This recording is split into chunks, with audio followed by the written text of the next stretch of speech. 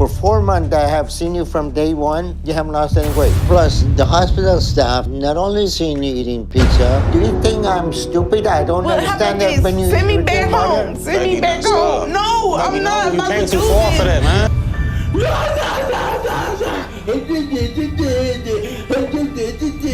man. And he needed medical help. And we're not gonna let this Stevens, but Can I please have another chance? no.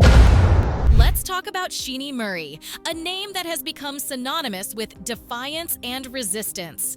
Now, imagine growing up as the only kid in the house. Sounds like a dream, right? All the attention, all the love. But for Sheenie, it was anything but. Her early years took a nosedive into darkness when she was just 5 years old. At that young age, she was unfortunately raped by her cousin. And from that moment, her life took a tragic turn. There was one time where we was at my uncle's house and I was molested by my cousin. I didn't know as a child what was going on. Shanae had came from the basement and she started kind of whining and she was touching her front area. She was hurting. Now, let's reflect on that trauma. Imagine little Sheenie, eyes filled with tears, running from the basement to her mother, who instantly knew something was wrong. The visit to the doctor revealed a heartbreaking truth, one that would shape Shenie's relationship with food forever. Food became her solace, her escape from a world that seemed so cruel. But what starts as comfort can easily become a prison, and for Sheenie, that's exactly what happened. Inside, I felt terrible, but I just hid all my feelings in. I started sneaking food right after that incident. Food made me feel better. It made me feel happy. So then I started putting on weight. And when I was 7, I was about 130 pounds. When I was in elementary, my teacher did throw away my lunch because I was too fat. Fast forward to her appearance on the show, and it's clear that Shenie's commitment to change was, let's say, less than solid. Despite Dr. Now's relentless efforts and a clear roadmap to recovery, Sheenie seemed to be stuck in her old habits. It's almost as if she was playing a game of resistance, testing how far she could push before things would break. You're still eating whatever you want, whenever you want. Not necessarily all the time. All right, I don't think you're grasping how dangerous your situation is, Shanae. And with all the health issues you've got, you may not even make it to 30. You're not even trying. Did you even reduce a single thing in your diet? I cut pork out and I started eating crab meat and shrimp. But here's where it gets really juicy. Sheenie wasn't just struggling, she was outright cheating on her diet. Even in a hospital setting, with all the resources at her disposal, her husband turned into her partner in crime. Picture this: pizzas and burgers being smuggled in right under the nose of medical staff. The audacity. Naturally, Dr. Now's reaction was less than thrilled. The tension was palpable, and viewers at home were taken on a roller coaster of emotions. Here's the situation. Okay. For 4 months, I have seen you from day one. You haven't lost any weight. Plus, the hospital staff not only seen you eating pizza, but burgers, and then you smart enough not to throw it to your own trash, throw it to somebody else's trash. It was me that ate it. She didn't eat any of that. You both need to stop lying. You came here to have weight loss surgery. You haven't lost any weight in 4 months. Why? I'm telling you, doctor, I got water weight. You should have lost 130 pounds by now. The real kicker: Sheenie didn't get the green light for weight loss surgery. And boy, was she unhappy about it. Instead of taking it as a wake-up call, she started skipping appointments, giving psychologists the cold shoulder, and eventually, even Dr. Now wasn't spared. When he tried to check on her progress, she threw him a curveball, questioning his beliefs in God. And then, in an act of ultimate defiance, she hung up on him. Who does that to the one person trying to help them? It's not true. No, I know what I'm talking about. I'm telling you simple science. And you don't want to listen, so don't try to teach me medicine. Oh, I'm not trying to teach you medicine. But I'm trying to teach you about my body. Okay, can I ask you a question? Do you believe in God? What does that have to do with this discussion? What I'm telling you is not a matter of faith. It's a matter of medicine and science and physiology. And I understand that, but do you believe in God? But wait, the story doesn't end there. Shani decided to take her story to YouTube, becoming a vlogger and claiming she's shedding pounds on her own terms. Fact or fiction? That's up for debate. What's undeniable is that Shanae was one of the most defiant and stubborn stars to ever grace the show. Her story is a whirlwind of resistance and rebellion, a case study in how not to follow a weight loss plan. Please leave your message. Yeah, Freddie, this is Dr. Nowzaradan. Shanae missed her appointment, didn't show up, and I'm calling to find out what's going on. Once again, Shanae has missed her appointment. Now, we all know Dr. Now is famous for his relentless dedication and tough love approach, but sometimes even his patience is put to the test. One such case that really tested him was Ryan Barkdahl's. Oh boy, where do we even start with Ryan? Ryan Barkdahl's life was a constant struggle, but let's be honest, a lot of his problems were self-inflicted. Ryan's inability to follow through on his promises drove Dr. Now up the wall. I've never really felt like I was full. That's a feeling I never get, so I only stop when I run out. But if I didn't, then I could keep eating and eating and eating. By the time that I finish the meal that I'm eating, I'm already thinking about the next meal. Like when I'm eating breakfast, I ask my mom what we're having for lunch. But I need to know what's in line and what's next, because I already can't wait to eat again, even though I just did.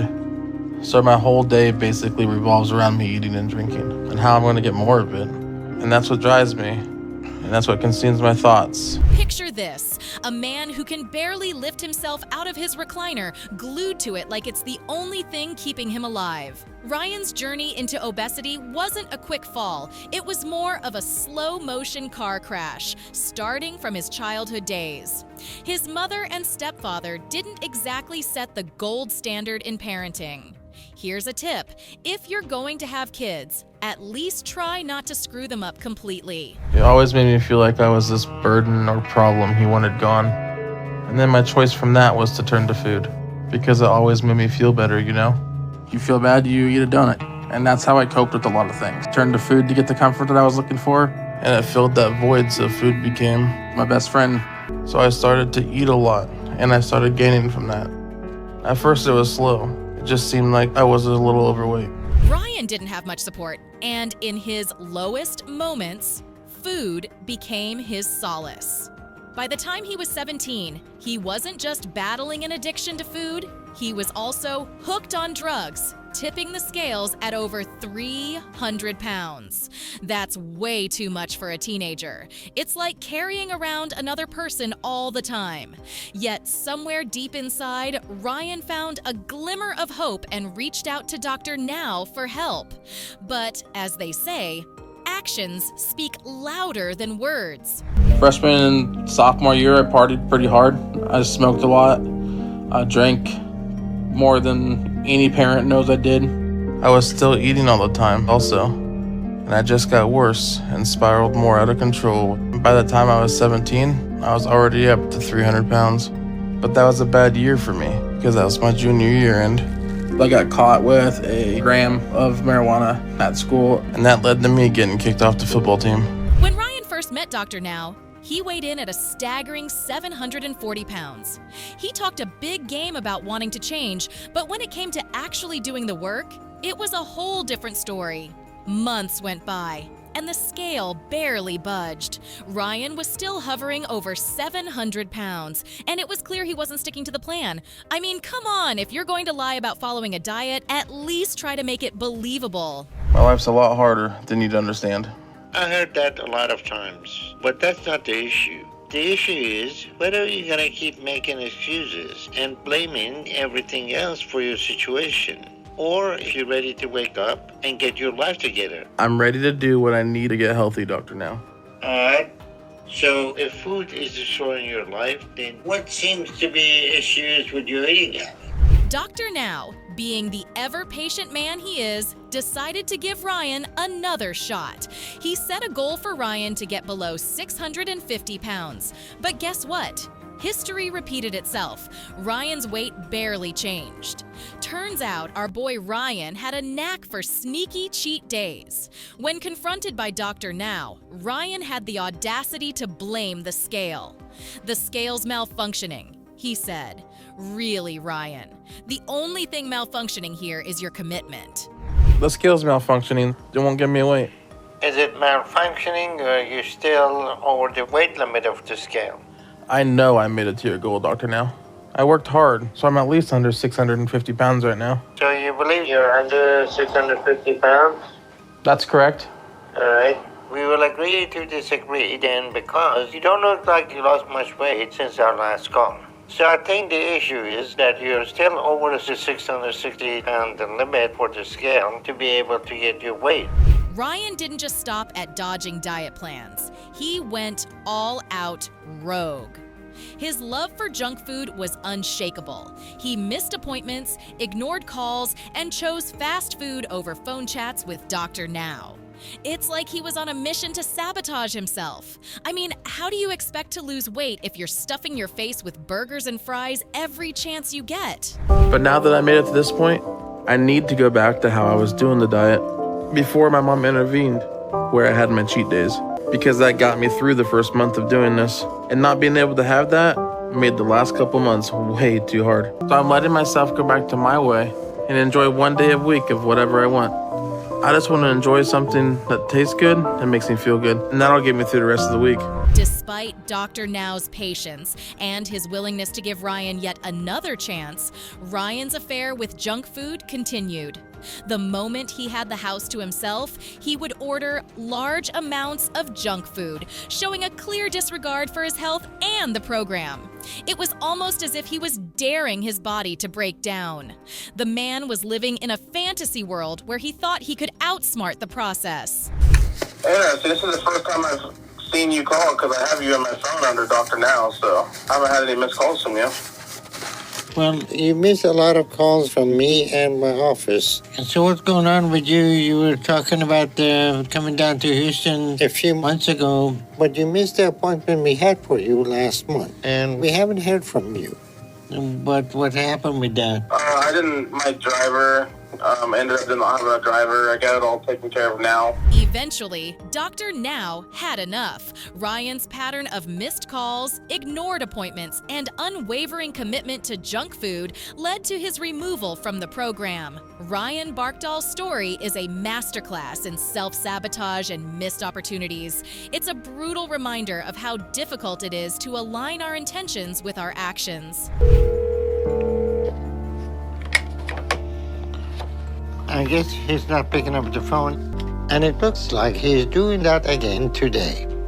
I had a call with him right now, and he's not picking up again. So it looks like he is still avoiding me and playing games.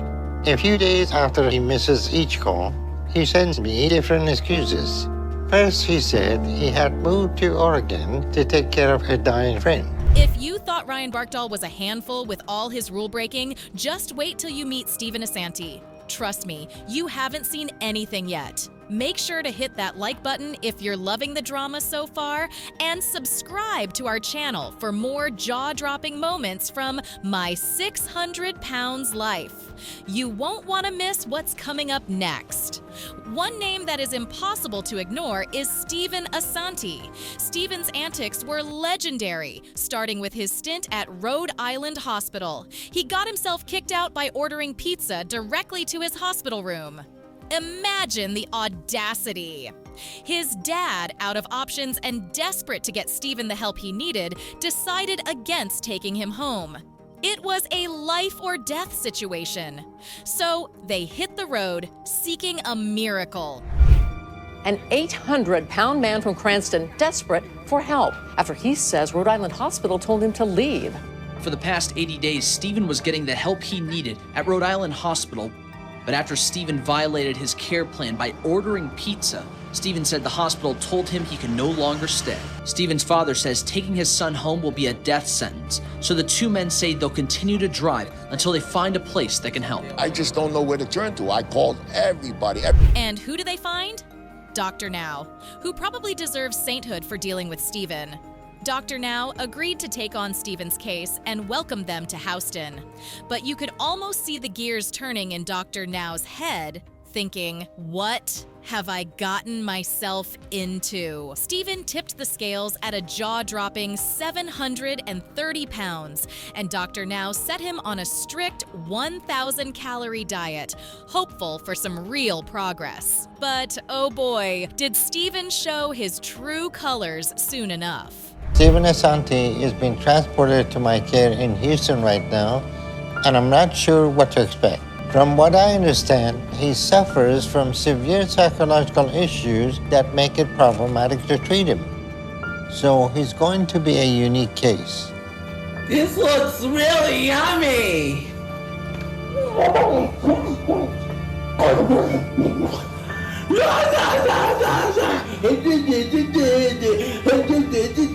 Within 3 months, Steven was disrespecting the staff, manipulating them for food and pain medication, and basically turning the hospital into his personal circus. Dr. Now, with his patients wearing thin, had enough. He declared it game over for Steven at the hospital. You'd think that might have been a wake-up call, but nope. Following mean nothing. You come here for help, and at this point, there's nothing I can do to help you. So you're done here. I've been doing good and everything, please. And unless you have an emergency, you will not be admitted back. I've been good. I swear I apologize to everybody. If you want to stay in the program, you need to find a place to stay because you're not staying here anymore. So your father needs to set you up somewhere else. Steven moved into an apartment, which should have been a fresh start. Instead, he missed appointments, ignored Dr. Now's calls, and celebrated his newfound freedom with, you guessed it, a large pizza and Coke. Talk about a slap in the face to Dr. Now's efforts. Things took a darker turn when Steven overdosed on painkillers, trying to score more meds from another hospital. It was like he was playing a dangerous game of cat and mouse, with his life hanging in the balance. You missed your appointment with me last week. Do you think you lost any weight? Well, I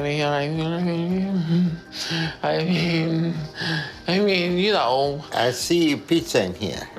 How many times you order pizza since you've been here? Probably like two. Two times that she knows. How many times that she didn't know that you ordered pizza? Don't look at her. Well, when I first got here to the apartment, I had a pizza. Finally, Dr. Now reached his limit. He laid down the law, telling Steven in no uncertain terms that his days of manipulation and painkiller abuse were over.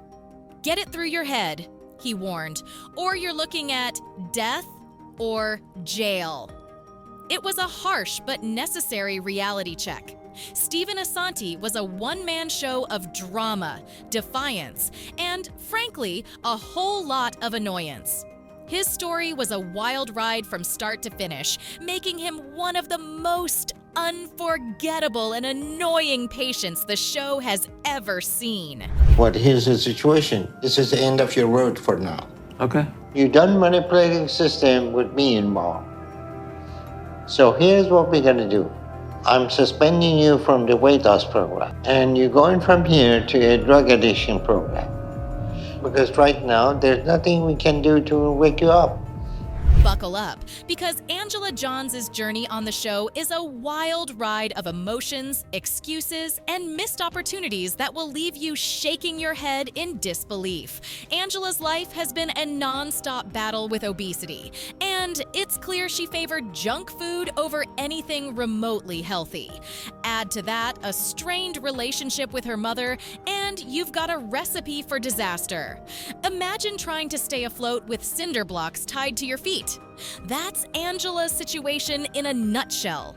I used to leave the house maybe once a week, but now I'm mostly housebound because it's becoming harder to walk. I legs constantly hurt.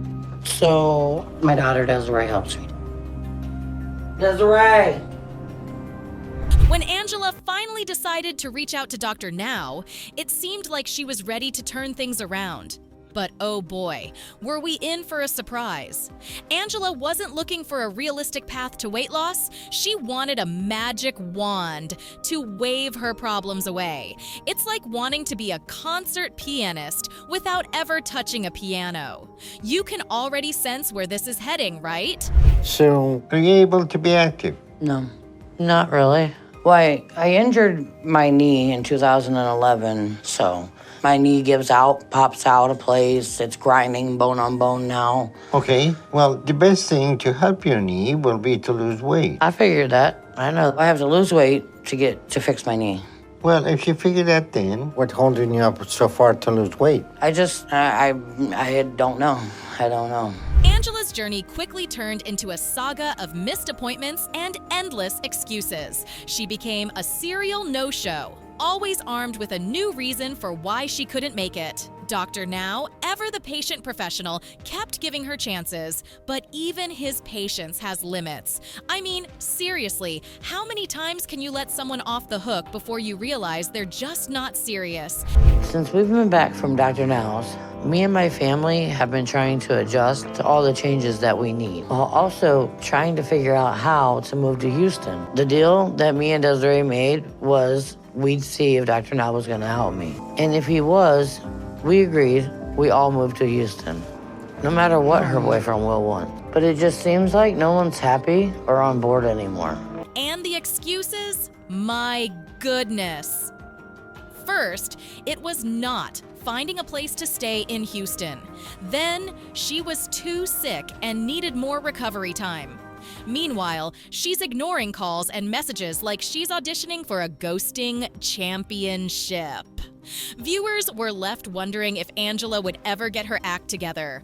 It's like watching a mystery thriller where the plot twists keep getting more absurd. Regarding your weight, you need to be more proactive and you need to follow better diet before we bring you to Houston, okay? Okay, well, It's gonna be important. My U-Haul is leaving tomorrow. And let me remind you, because maybe you forgot, your weight loss was 50 pounds in 1 month, not 100 pounds. Ever did you say that to me? I definitely did. On my call with you 2 months ago, that was the goal I gave you. So either you forgot or you're too high on something to remember. Dr. Now, with his no-nonsense attitude, wasn't fooled by Angela's tall tales. When she claimed to have lost 120 pounds since their last meeting, you could see the doubt in his eyes. Without any real proof, their conversations turned tense. It's as if Dr. Now was trying to dig through a mountain of nonsense to find a grain of truth. Imagine Sherlock Holmes sifting through a landfill. That's how it felt. I'm trying to not let it be a rift between us. Hello. Because I feel like she's failing me when I need her the most. And I've always been there for her. Say hi, Nana. You're gonna come and see Nana. And I don't want this to tear us apart. But it's hard because I'm hurt. And I feel like she's being selfish. Nana's gonna go bye-byes. Despite avoiding Dr. Now for 6 months and showing no real progress, Angela kept insisting she was making strides. It was frustrating to watch. She had all the tools for success, but seemed more interested in finding excuses. Her story is like watching a slow-motion train wreck. You want to look away, but you're too invested in the chaos. All right, folks, if you thought these stories were wild, just wait till you see what else we have in store. Do not forget to smash that like button if you enjoyed the drama, and subscribe to our channel so you never miss another jaw-dropping episode of My 600 Pounds Life. I have a behavior problem. Try to convince yourself it is an emotional issue that is justified. You like to act like the whole world is unfair and you don't deserve your situation. So you want to give me attitude and act like this is unfair. Go right ahead. But the only person you're gonna hurt is yourself. And that's what you're doing right now.